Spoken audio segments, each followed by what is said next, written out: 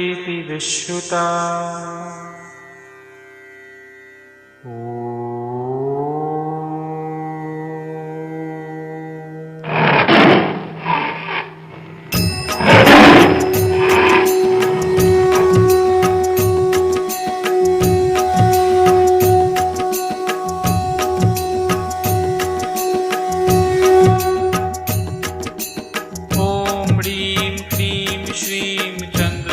घंटायै नमः।